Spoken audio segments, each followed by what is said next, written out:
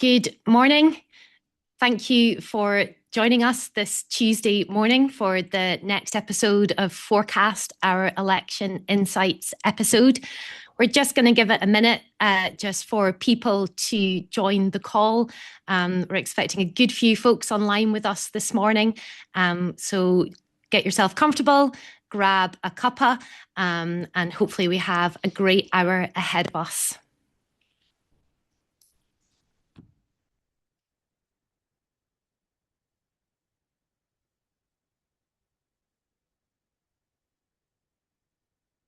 Brilliant. I think we've got lots of folks coming in. Let's make a start. Good morning. For those of you that don't know me, my name is Emma Jackson. I'm Head of Social Justice at Citizens Advice Scotland, and it's my pleasure to welcome you to this episode of foreCASt Election Insights, the Just Transition to Net Zero. We have a great hour of content ahead this morning as we all come round this important topic.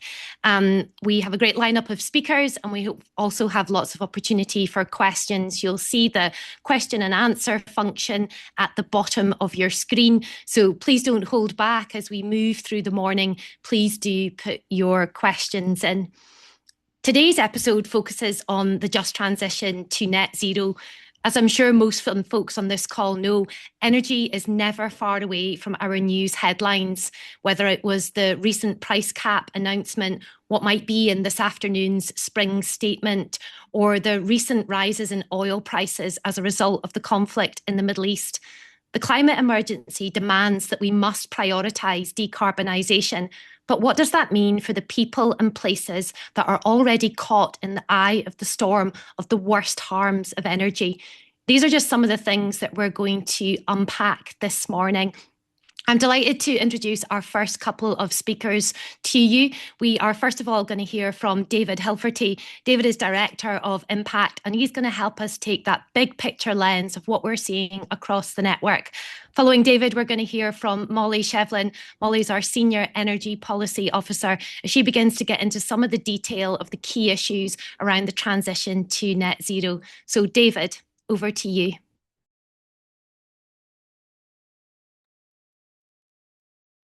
Thanks very much, Emma, and good morning, folks. Let's start by asking you, put yourself in a scenario of waking up at home in the middle of winter. You've got no heating, no lighting, no electric, no gas. You go to turn the radiators on, nothing happens. You flick a light switch, nothing happens. Well, over the course of the next hour, you're going to hear us talk about an energy system that's broken, about an essential service that all of us need, but that for increasing numbers of us is a luxury commodity, because that scenario that I just spoke of is not an imagined one, and it's not an isolated one either. It's an example that a colleague shared with us last winter, and it's just one example. There are ample others, and it's something that I quite simply can't shake, because an advisor was telling us about a dad who'd reached out to the cab. He's got 2 young children, he's got a newborn baby, so that's a home that needs to be kept warm. And to be fair, it probably resonates even more loudly with me, because I've got 2 boys of my own at home, aged 4 and 20 months. And, you know, there's that absolute carnage and chaos between about 6 p.m. and 8 p.m. every evening, and all bets are off. It's bath time, it's bottle time, it's story time, it's bed time. And every night I make up that bottle for my youngest. It's 7 level scoops, it's 7 ounces of water from the kettle. And I might think sometimes that I'm stressed in that moment, but I'm really not.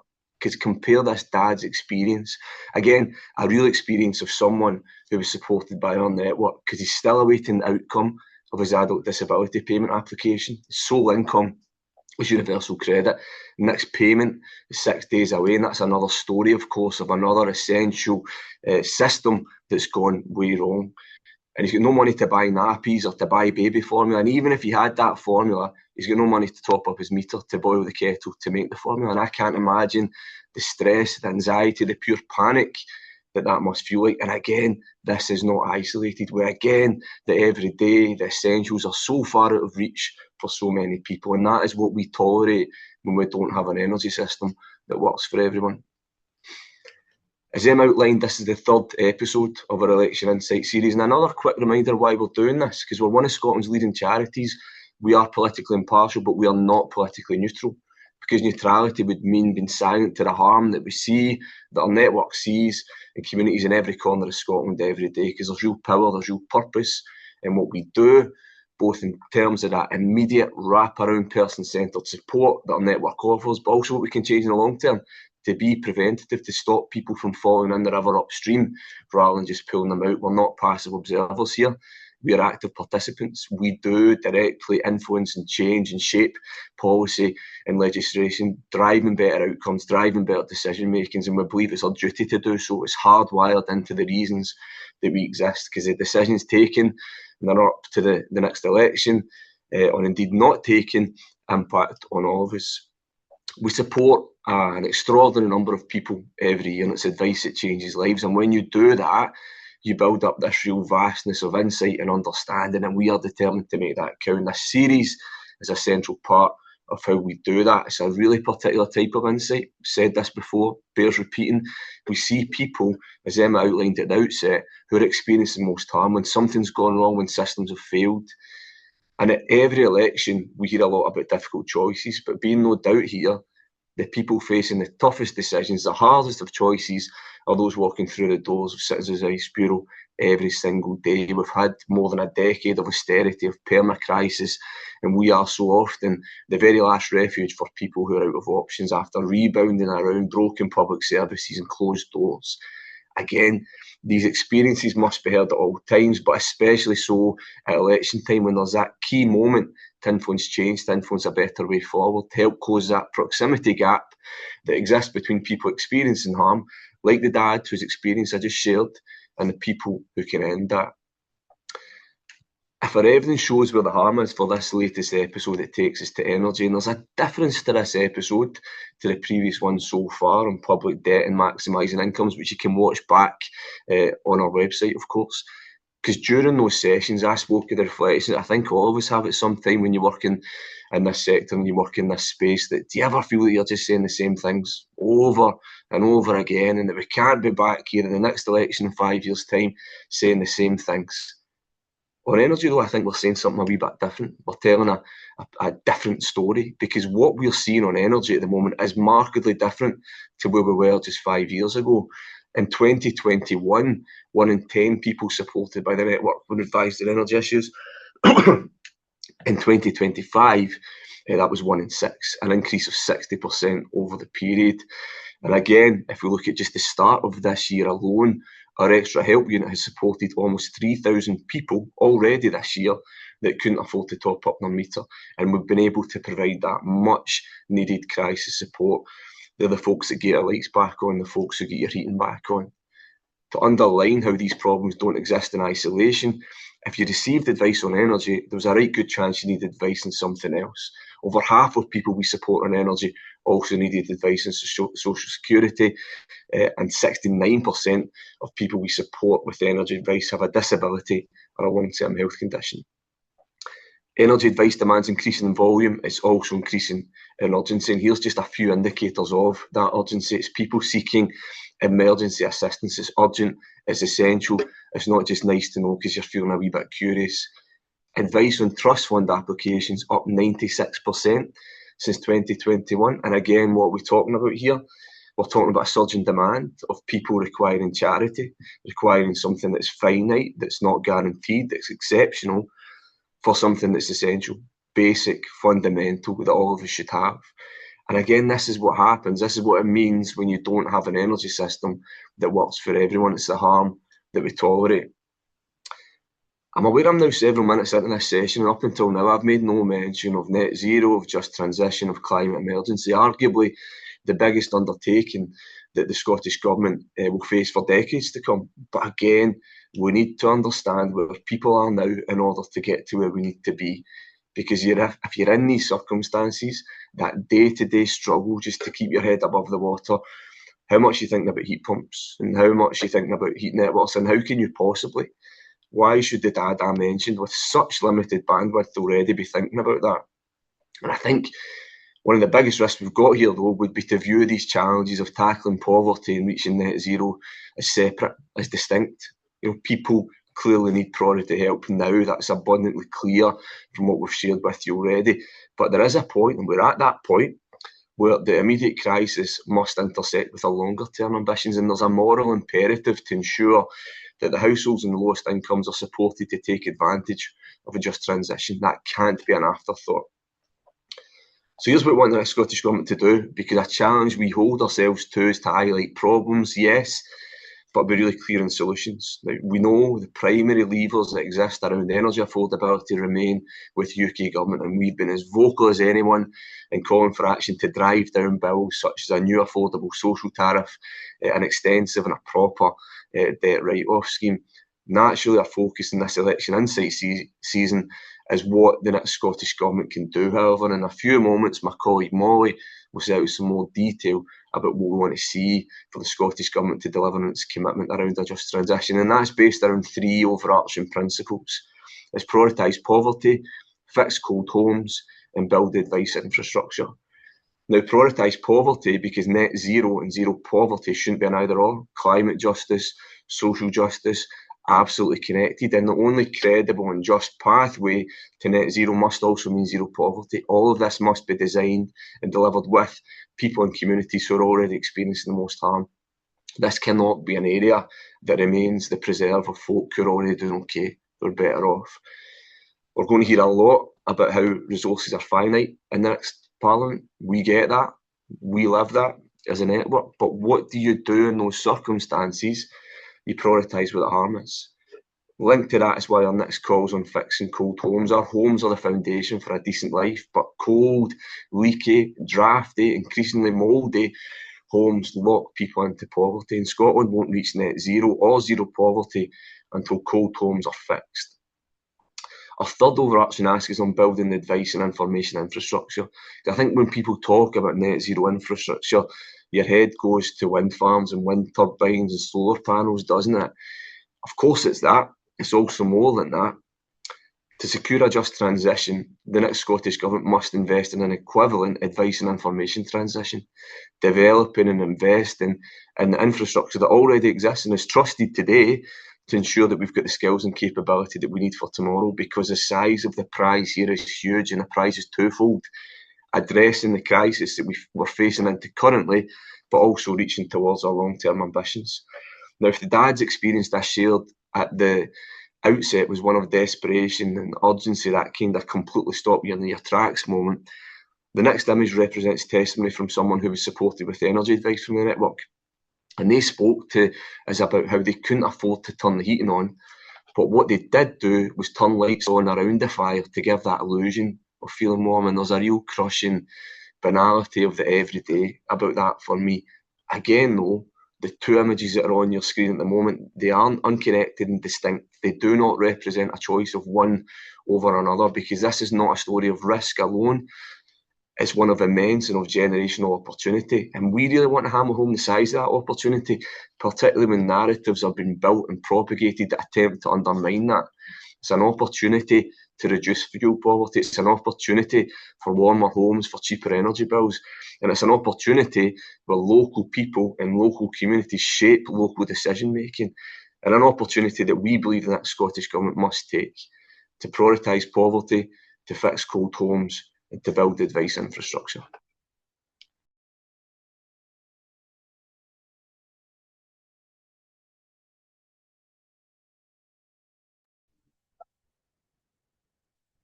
Good morning, everyone.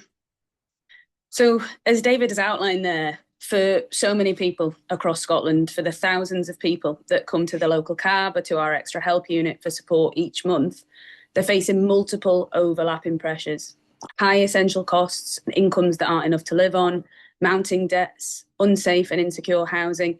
When that's the tide that you're swimming against, constantly on the cusp of crisis, that decent, dignified standard of living kept out of reach, how could you begin to think about seeking out schemes to retrofit your home and your heating system?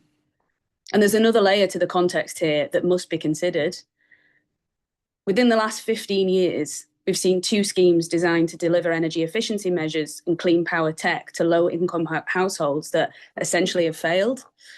The UK government scrapped the energy company obligation scheme known as ECO in the autumn budget, with a damning report from the National Audit Office finding clear failures in the design and setup of the scheme, with widespread issues of fraud and faulty installations. A decade before this, there was the mis-selling of loans under the Green Deal scheme. People were promised measures to make their homes warmer and bring down their bills, and instead, they were saddled with unmanageable payment plans and faulty technology, and then forced to navigate complex legal systems simply to get the justice they deserve. This is how Janet, who was a victim of this mis-selling, described what had happened to her.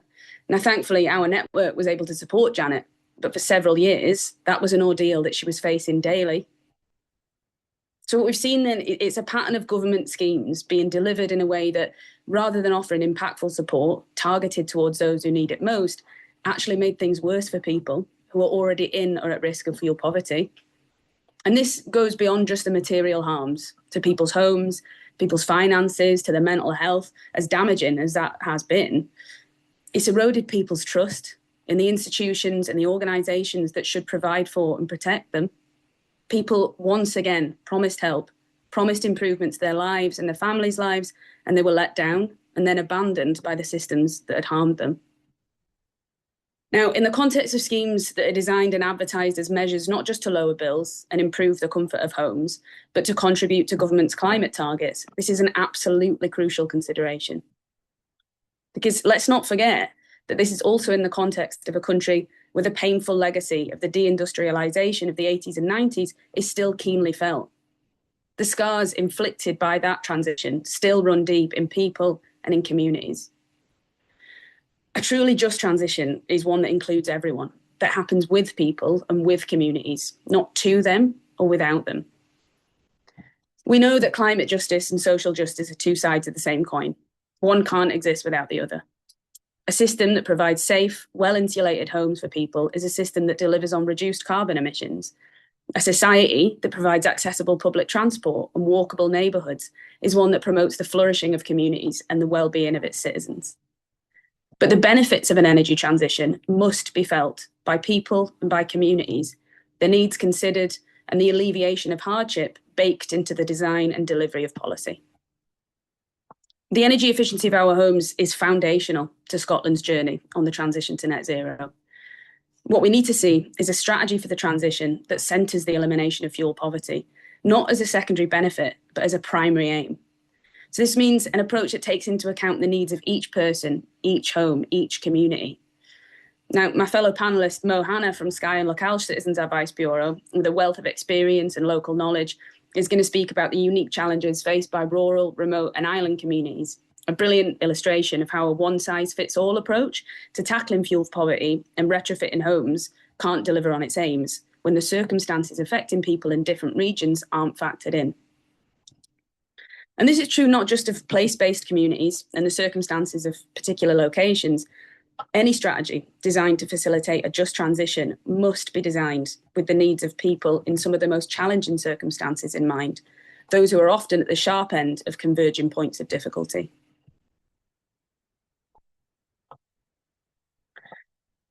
I spoke at the start of the session about the overlapping pressures that keep a decent, dignified standard of living out of reach.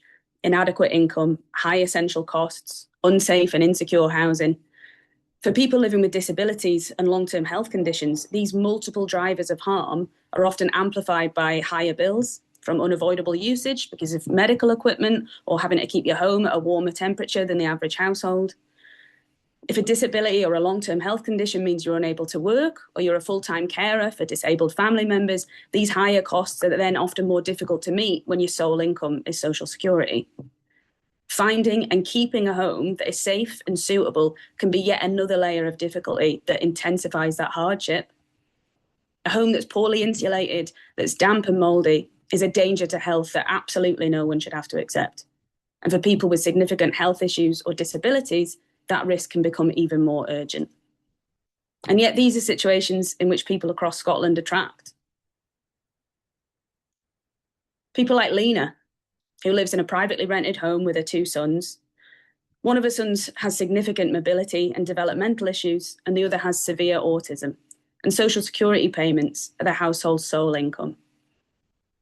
Now, Lena came to a local cab in January of this year after a boiler had broken down in October, leaving her with no heating or hot water. Despite Lena continuing to pay her rent, the landlord refused to fix or replace the system. So Lena was forced to buy portable heaters to try and keep the home warm for her and her sons. This was costing an additional £170 per week in energy costs on top of what she was already using. But despite this, the home was still freezing. Paying astronomical costs and unable to properly heat the home, the poor insulation of the building meant that damp and mould soon set in. Lena had heard that she might be able to have the home upgraded through the eco scheme, but she didn't know where to start. She was dismayed when she realised that upgrading the insulation, potentially installing a heat pump, would likely involve having to move out of the house for an uncertain period of time. Not only an immense disruption to the lives of her disabled sons, but not even an option, as she would have nowhere to go. Her landlord wasn't going to provide alternative accommodation. She was also worried she would have to repay the loans for the work that she couldn't afford, considering the grinding daily pressure of the expenses she was already having to pay. So desperate was the situation, Lena told us that some days the only food she and her sons ate was cans of cold rice pudding. No one should have to endure that in a just and compassionate society. The helplessness that Lena felt is what drove her to a local CAB, who arranged crisis help with a cash voucher and a food parcel, as well as longer-term support with housing advice and engaging with a landlord, and referrals to the Bureau's network of local and national partners for specialist help. That holistic wraparound support that local advice services offer, tailored to people's whole set of circumstances, with an understanding of schemes and systems in the local community, should be pivotal in the design of Scotland's strategies for the journey to net zero. In the context of a time where the social contract has been broken and faith in institutions has been wiped out, the trust that people have in those local organisations and local advice services offers a beacon of hope. The effective delivery of schemes to improve the energy efficiency of homes, whether that's fabric measures or the installation of cleaner heating systems, engagement with local organisations embedded in the communities that they serve, with local knowledge of the cultural, geographical and social circumstances of those communities, and a network of strong existing partnerships is absolutely essential. The existing schemes we have need to be more expansive and better targeted towards those most in need. People must be met where they are and not have that burden of accessing support with energy efficiency measures placed upon them when the precarity and the hardship they face in their daily lives leaves little capacity for anything other than crisis management. The vast wealth of unique insight that organisations like CAS have into the lived experiences of people must be drawn upon in the design of the new fuel poverty strategy and the heat and buildings legislation due to be laid before the end of this year, not as a tick box exercise, but as vital information to shape the framework of design, monitoring and delivery. Robust, well-funded advice should be designed in from the start, delivered through organisations that people trust. Now, the Scottish Government has set itself ambitious targets for the nation's transition to net zero. This is a huge challenge, but it's also a huge opportunity that begins in the new parliamentary term. It's an opportunity to heal the scars left by the failures and inactions of previous governments, to repair the erosion of trust in public institutions. In a time when anger and cynicism towards decision makers is rife, trust is a currency that can't be undervalued. Above all, it's an opportunity to meaningfully engage with advice services, to deliver safe, warm homes, to tackle fuel poverty, and to improve the lives of people in the most difficult circumstances by designing and delivering on a strategy that's comprehensive of the needs of each person, each home, and each community. Thank you very much for listening. Thank you so much, Molly and David, for your rich insight. Profoundly challenging listening to the experiences of Lena and the young dad that you spoke about, David. Such a stark reminder, I guess, of the lived reality of people right now. But I think there were moments of real encouragement and hope as we also reflect on the opportunities that we face with a just transition to begin to move towards solutions that could make a meaningful impact on the lives of folks like that, and why it's so important that we need to prioritise poverty, fix cold homes and build an infrastructure. Please, folks, move to sort of putting any questions that you have in the question and answer function. You'll see that down below. If it's not popping up on the tab below, if you just press the button with the 3 dots, sometimes you need to do that to reveal the Q&A. We'd love to start to see your questions coming through. I'm delighted to move on to now our second set of speakers, where we're going to perhaps take the opportunity to have a very big picture view as we hear from our first speaker, and then really get under the skin of what's happening in just some of our local communities up in the northwest of Scotland. I'm delighted that we have Laurie Macfarlane joining us this morning. Laurie is one of the co-directors of Future Economy Scotland. He's also a visiting fellow at UCL and a research fellow at the Democracy Collaborative, as well as being a member of North Ayrshire Community Council's Wealth Building Expert Panel. We're also really pleased to have Morag Hannah, or Mo, as she's more affectionately known, join us. Mo is the CEO of SKYE and LOCHALSH Citizens Advice Bureau. Mo leads with a real focus on collaboration, innovation and community impact. Mo has a postgraduate certificate in human rights and citizenship, which underpins her values-driven approach to leadership and her dedication to social justice. So we'll start with yourself, Mo, and move straight on to we'll start with yourself, Laurie, and then move straight on to you, Mo, and please don't hesitate to put those questions in the chat. Okay, thanks very much, Emma. It's really good to be here. So I'm going to, as Emma said, zoom out slightly and talk a little bit about our work on the policy side of things and thinking about what it is that we need to see in the next Parliament if we're to turn Scotland's what is sometimes strong ambition into concrete reality and delivery. And so our starting point at Future Economy Scotland is that Scotland's not just committed to delivering net zero, it's also committed legally to ensuring that this is a just transition. And this distinction, I think, is often noted, but I think it's not, the significance isn't always emphasised enough. We know, as others have said already, that both within Scotland, but also globally, climate change and inequality are deeply intertwined. We have higher income groups that contribute disproportionately to emissions, while it's often lower income groups that are more exposed both to the impacts of climate breakdown, but also to the costs of transition as well. And so achieving net zero can't just be treated purely as a technical exercise in emissions reduction. A just transition has to explicitly address distributional outcomes. And so that must go beyond decarbonising specific sectors to thinking more carefully about how we actually confront the underlying economic, social, and also regional inequalities. And in particular, this means really thinking about how we ensure that costs and benefits of the transition are fairly shared. And so, in other words, while the decarbonisation of the economy is really important, it's how we do this and ultimately who benefits that matters as well. And I think on current trends, as we've heard already, there is a risk that the pathway towards net zero could potentially reinforce or even exacerbate some of the structural inequalities that we see in Scotland today, and that the decarbonisation efforts in some areas could place disproportionate costs on low-income households or those in poverty, while at the same time we could see benefits of the transition largely extracted or flowing to a relatively small group of people or companies or shareholders. And as we've just heard from David and Molly, the existing system is failing many people. And I think it's really important that we don't fall into the trap of simply replicating the existing extractive and unequal dynamics, but painting that with a green, low carbon face. And so the question is, at the moment, to what extent is Scotland on track here for doing this? The Scottish Government has a very strong commitment to just transition, but what is it actually doing in practice? And the recent climate change plan that the Scottish Government published, I think, is quite important here because it talks extensively about a just transition. But for us, it mostly amounts to an emissions reduction plan, focusing on how we decarbonise specific sectors, but without a huge focus on the distributional consequences of those plans.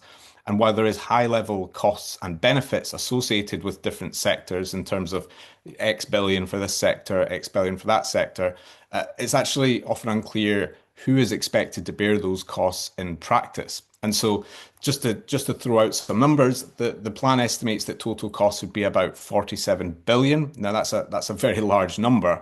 In many cases, though, it's still unclear, well, how will those be funded? What proportion will be funded by the Scottish Government through tax? Where will it fall to business and industry? But also which costs will ultimately be passed on to households and consumers?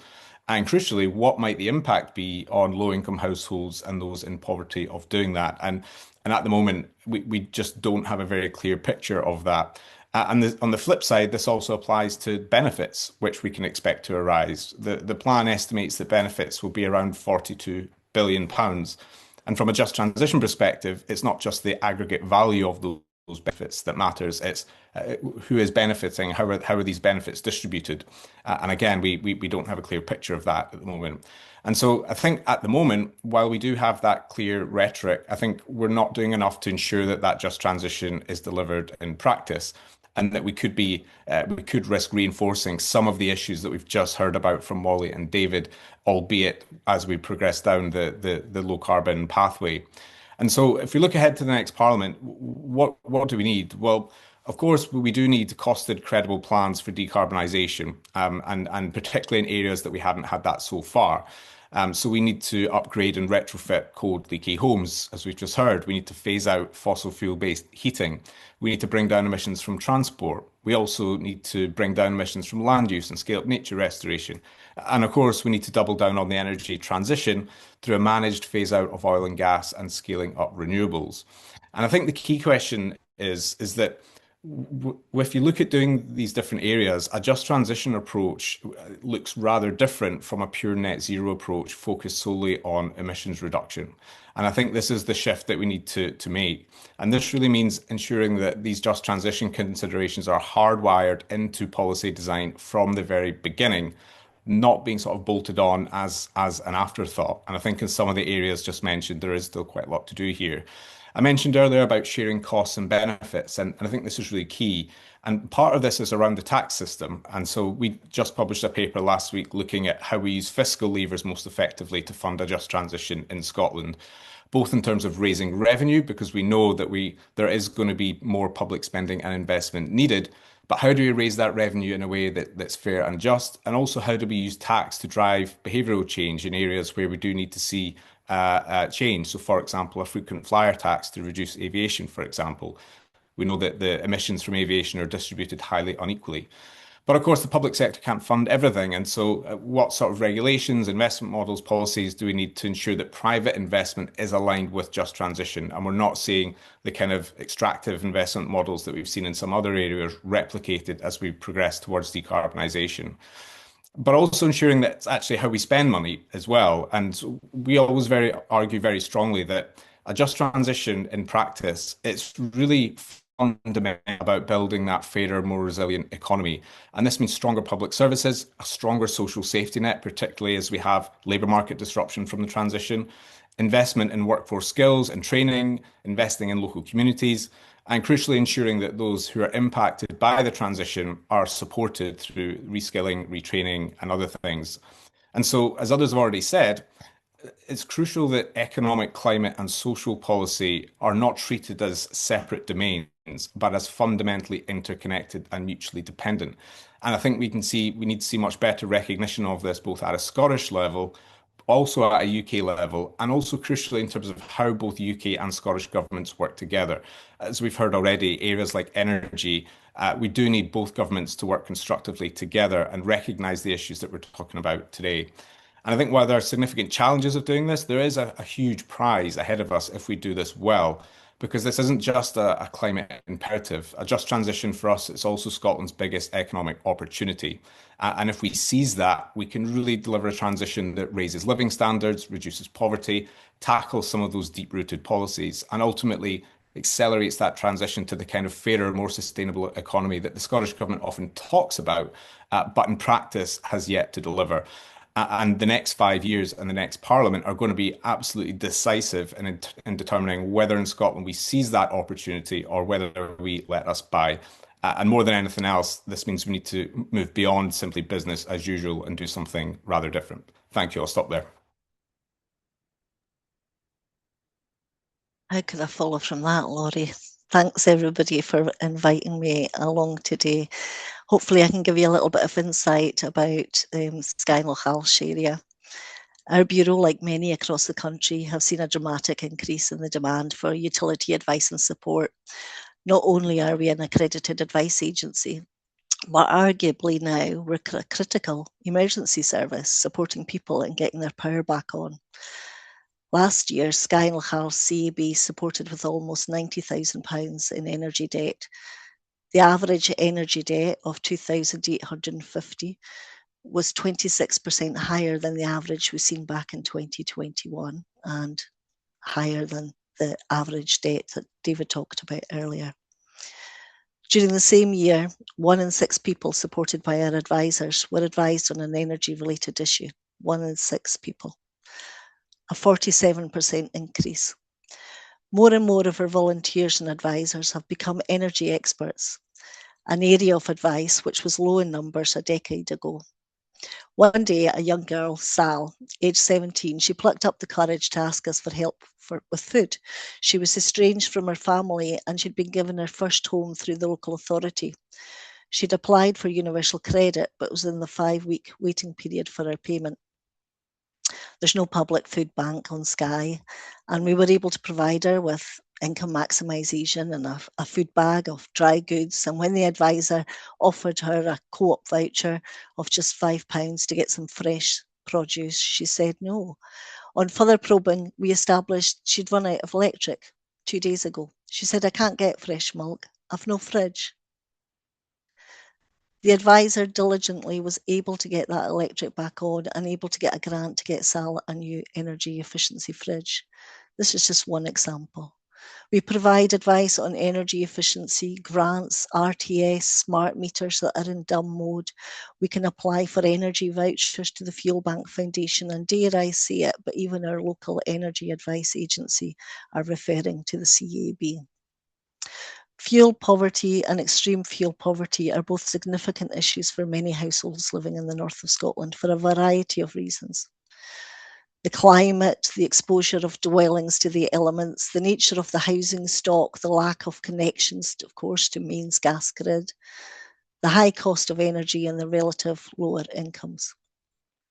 More households located in the Highlands are reliant on electricity and other heating types such as coal, oil, LPG and wood to heat their homes. These alternatives to main gas are often more expensive and the prices are more volatile, which can push more people into fuel poverty. Some of the challenges in remote rural areas such as ours are the pay-as-you-go meters. Local outlets are sparse, so here's hoping you've got fuel in your car, if you have one that is. Journeys could be a 60-mile round trip. And if you're thinking of getting public transport, no, there's no trains and the buses are limited. The proportion of Scottish households classed as fuel pure has risen, with rural and island communities experiencing the most severe impacts. These areas face a combination of harsher weather, higher distribution costs and limited access to alternative heating fuels. It's not unusual due to bad weather for our area to experience power cuts, hours sometimes going into days. Margaret didn't come to us because things were a little difficult. She came because she said her life had broken her. Women's Aid had told us about a woman in her 40s, a single mum of 3. She was struggling with health issues and employment in a cold council house. After escaping a violent, controlling relationship, she was left with £1,630 in energy debt, £850 in rent arrears and £1,200 in council tax arrears, with no idea how to recover. When we first spoke, she wasn't looking for miracles, she was just looking to help understand the chaos that she had inherited. We contacted her energy supplier, learned her options and supported her through applying to the OVO Support Fund. When she heard that her entire energy debt could be cleared after 3 months of maintaining ongoing usage payments, she cried, not because the debt was gone, but because she finally believed her situation could improve. With the CAB's support, she arranged affordable payments for her rent and her council tax, and we began an energy efficiency review to reduce future bills. And after we contacted the local authority, her long, faulty heating system was finally fully repaired. She is now taking steady, manageable steps forward, no longer alone in the process. As a country, we strive to deliver the cleaner and the greener, but are we achieving the fairer?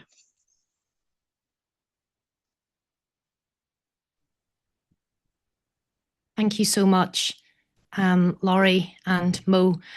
So incredibly useful as part of that conversation to both zoom out and then zoom in as we reflect on this topic. We've had some great questions come in so far. Folks, please don't hesitate to pop more questions in as we're kind of moving into this sort of discussion period. So I'm going to try and sort of lead the panel through as many questions as we can kind of get through. Molly, I'm going to come to you first of all, because I know as part of your role, working alongside both the Scottish Government and UK Government is a big part of what we do. And we've had a question come in, which we've sort of touched on through the conversation this morning, about what is it really possible for the Scottish Government to do to make energy affordable when actually the UK Government and Ofgem indeed hold a lot of the responsibility there. What reflections would you give to that, Molly? Thanks, Emma. Yeah, it's a great question. The responsibility for making energy bills affordable for those at the sharp end of things, it does lie with Ofgem and the UK Government, and that's why I'll take this opportunity to reiterate our long-standing call for the introduction of a social tariff for people on the lowest incomes, and with that unavoidable high usage, such as people with long-term health conditions and disabilities, people like Lena, whose story I told earlier. The Scottish Government released modelling for a social tariff for energy towards the end of last year, and we'd urge them to be using that and influencing the UK Government to act. There's people really, really struggling up and down the country, and we need to see that urgent action coming in. And the Scottish Government do have a part to play. While those powers do lie sort of with Westminster and with Ofgem, the Scottish Government does have a key role in that kind of influencing space. But obviously, while high costs are undeniably, an incredibly significant driver of fuel poverty and have made energy debt basically inescapable for thousands of people, there's other pieces to the puzzle, really, that are in the Scottish Government's power. Improving the energy efficiency of Scotland's home, as we've all sort of talked about today.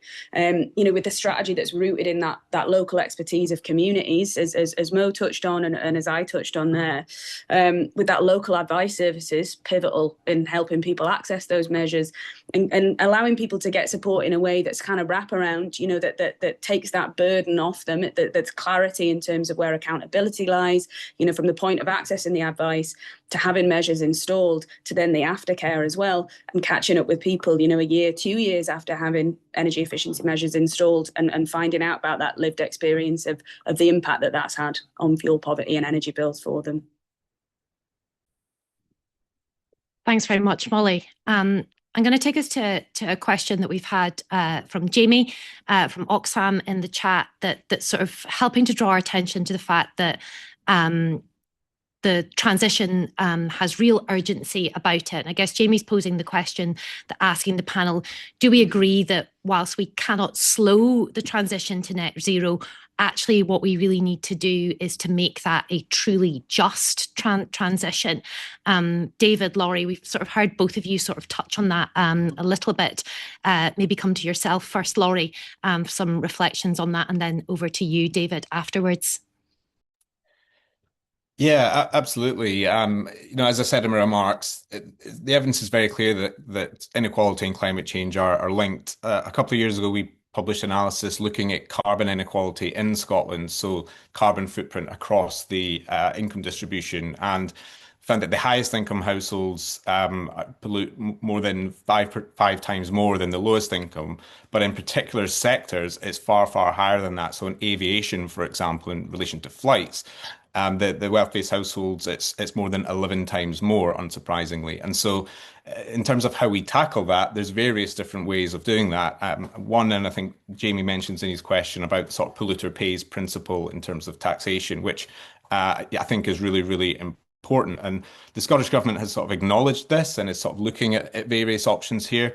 I mentioned in my remarks, one obvious way through this is around aviation taxation and a frequent flyer tax, which we propose, which would be, everyone would get, say, one flight a year tax-free, and then every flight that you take, you get an escalating tax rate after that, meaning that those who are flying more and polluting more would be paying more. And the aim there is not necessarily to raise revenue, it's actually to disincentivize flying overall. And there's various different measures that we can do around the economy in order to do that. And I think that's important in terms of driving behavioural change. It's also important from a fairness and justice point of view, and I think for the public to see that actually that the people who are polluting most are actually paying for that. And I think there's a real unfairness in the risk that we're seeing, where those who actually aren't contributing to the issue or are contributing very little are being asked are bearing costs for things. Meanwhile, those who are actually contributing more are actually not being asked. And so there's all kinds of reasons that I think this line of thinking is important. Tax is one part of the answer, certainly, and there are others as well. But yeah, I'll stop there just now. I think Jamie's question nails it around the need for pace and scale here that we're not seeing, and we're not seeing that in the response to the immediate crisis in terms of the powers and levers that are before the UK government that my colleague Molly's mentioned already. We've been talking about debt write-off, we've been talking about a social tariff for several years now. We're continuing to tolerate that harm while we're waiting for that to happen. And equally, we really need to see pace and scale in terms of the long term, that push towards just transition. For us, that looks like targeting and prioritising where the harm is. And I think, as you've heard across all speakers today, there is real harm that we're tolerating at the moment that we shouldn't continue to tolerate, and that requires that kind of action, that targeted action. People in the lowest incomes, people already paying disproportionately more for their energy, and we can't wait any longer for that. Thanks very much. Maybe move to a bit of a different direction with the questions. We heard this morning as we move through the conversation about the need not just to consider what this means for individuals, but also to consider what this means for communities. And we've had a question come in from Linda, who I guess is based in the Highlands from her question, who's indicating that in her communities they are seeing this increase towards the green infrastructure, but that's quite hard when perhaps they're still in a place where they're paying some of the highest energy costs. And there's a question here about what can we do to make sure that the communities that are paying the most are going to benefit the most. So I wonder, Mo, if that's anything at all that resonates with what you see in your own community. And perhaps, Laurie, come back to yourself as well, because I know you spoke earlier about some of the community benefits that we need to realise. Thanks, and thanks. Yeah, definitely. North Scotland generates a huge amount of renewable electricity, yet we seem to suffer the worst in regards to fuel poverty, the highest energy costs, and the least benefit from any competition out there. Certainly in SKYE and LOCHALSH, when we were looking at, in comparison at our statistics, those coming to us with regards to energy advice, 32% more than the national average of 20% elsewhere were aged 65 or over. So that's the age group that we're looking at in relation to this. Also, there's this real lack of rural specific energy strategy. We're playing such a crucial role in this renewable energy system, but there doesn't seem to be any fairness in the affordability. The renewable energy, there's onshore wind 59%, offshore wind 24%, hydropower 10%. So there's a substantial share of the infrastructure, yet the financial benefits don't translate into the lower household electricity costs.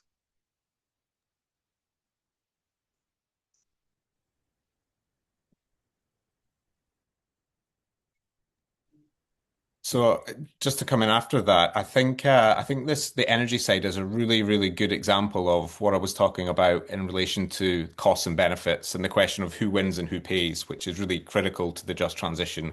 And so if we look at renewable energy, including both onshore and offshore, The question really is around, well, who is benefiting? And actually, in many cases, with the exception of community-owned, which we'll come back to, there are your large corporations who the recent ScotWind offshore round, for example, was largely internationally owned multinational corporations. And what that means is that the profits made from renewables in many cases will be distributed, overseas to shareholders rather than being recycled here in Scotland. And we see the same with onshore as well.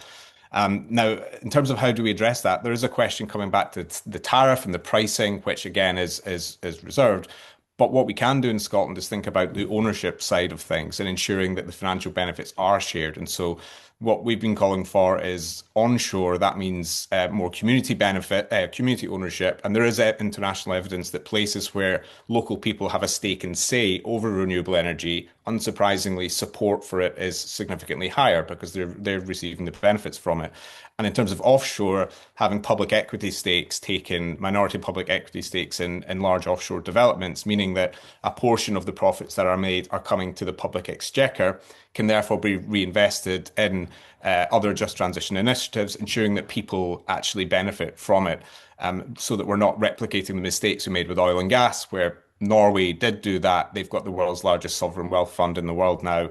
We've got very little to show for ours. And so, thinking about how the different types of ownership and governance and how that can help share costs and benefits while also working with the UK government to address some of those more fundamental injustices in the heart of our energy pricing system as well. Thanks very much, both. Really great reflections from both of you. David, I'm going to come to yourself. There's been a question here asking, I guess, what is the Citizens Advice Network in Scotland themselves doing as part of the transition, recognising, I guess, that we've got a footprint in communities across Scotland, and for the just transition to be fully realised, that there is responsibilities, I guess, across the board. What could you share from that for us this morning? Thanks, Emma. Well, you're absolutely right, and there's questions and considerations for individuals and households, but also for organisations and businesses and charities. We are no exception to that. So we've got a carbon reduction plan, and we've also got a sustainability programme that we're running with cabs across the network, and that's itself a representation of our own ethos, our own values, our own commitment to that just transition to net zero. Also worth noticing, increasingly a requirement for funders, and particularly Scottish Government as a funder, where there's these requirements for charities of all sizes to have this robust sustainability plan in place. And I think one of the other messages that we'd want to bring to bear here is that just as individuals need support in navigating that there will be the onus and the support needed particularly for local community organisations to get themselves up to speed, because they'll be the best in the game at delivering local, in-person advice underpinned by local knowledge. But doing that and tendering for a quite complex contract, well, there's these requirements is another story. But again, that's not in any way to reduce our own commitment to that. It's to say that sometimes organisations, and particularly smaller charities, will need a wee bit of help. Thanks, David. We are wildly running out of time, so I am going to take the privilege of abusing my position as chair and bring us into land with maybe just one final question to each of the panel members.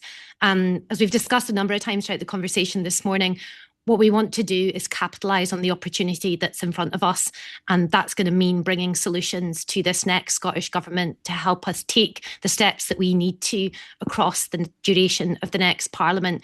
So if each of the panel were able to ask one thing of the next Scottish Government, what would your one ask be for the Scottish Government? So I'm going to come Molly, Laurie, Mo, and then finish with yourself, David, to hear your one ask for the Scottish Government. Thanks, Emma.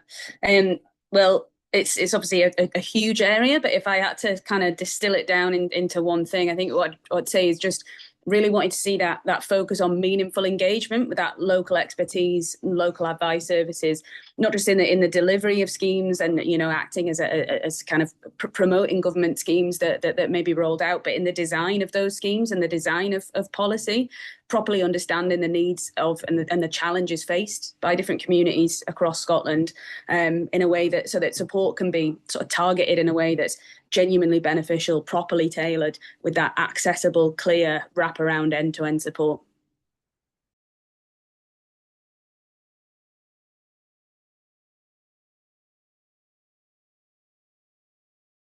Oh, Laurie, I don't think we can hear you.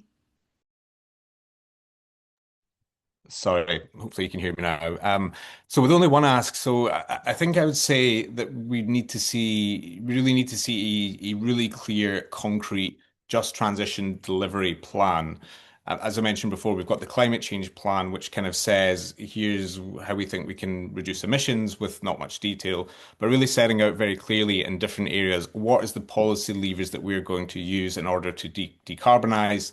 What's the delivery mechanism? How is it going to be funded? Who's going to bear the costs? And what are the distributional impacts? Because I think at the moment we don't have that, and it's very difficult to therefore assess whether it's going to be just.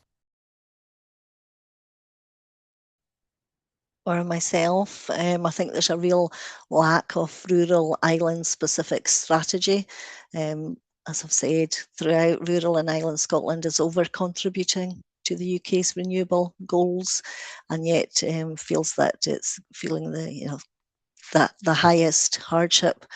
The transition away from gas is not credible under the current pricing structures, and would argue as well that it was about time that we started looking at the social tariffs. For me, it's about putting that really clear anti-poverty lens across everything that we're talking about in the Just Transition Net Zero space. I don't think we talk about poverty anywhere near enough. And I'm not talking about people on this call, incidentally, today, but viewing these as real twin objectives. And I think a key part of that is going to be advice and information. You know, this is complex, this is difficult. We're asking people, and more often than not, putting more of the burden on individuals rather than anything else. I think an ask would be, don't build something new here. You know, how often do we do that when we're trying to have an information awareness campaign? Base it around organisations, communities who have got that hard-won trust from local communities, because that trust is going to be the foundation that gets us to where we all want to be. Thanks very much. Some really clear solutions there that let's just hope the next Scottish Government will bring into action as that new Parliament begins. Thank you very much to our panel for all of your rich insights this morning. Hopefully you'll agree we've had a really comprehensive discussion, and a discussion that's really kept people at the heart of the conversation that we've had this morning. You'll just see dropping into the chat function this morning for you just a really brief evaluation form. We really love to get feedback and make sure that these sessions are working for audiences. It'll literally just take you a couple of minutes to fill that in. You will get an email from us later today that will have not only a recording of today's webinar that you can feel free to share with colleagues or friends, but you'll also get from us our election insights briefing on this topic, a really short but powerful publication that summarises the key issues from the Citizens Advice Network, and most importantly, the key asks that we have for the next Scottish Government. You'll also get access to all of the slides with all of that detailed information that we had at the start of the presentation. The next episode of foreCASt is just going to be dropping into your inboxes on the 23rd of March. We're doing something a little bit different, a completely pre-recorded episode that's going to be a really up-close conversation with 3 of our local cabs to really unpack with them some of the folks that they think are perhaps being forgotten at the moment when we are discussing the policy solutions that we need to see. So that will drop into your inboxes on the 23rd of March. All that remains for me to do is say thank you to our panel again. Thank you, folks, for joining with us. Please do fill in that evaluation form, and we'll see you on an episode of foreCASt again soon. Thanks so much. Bye-bye.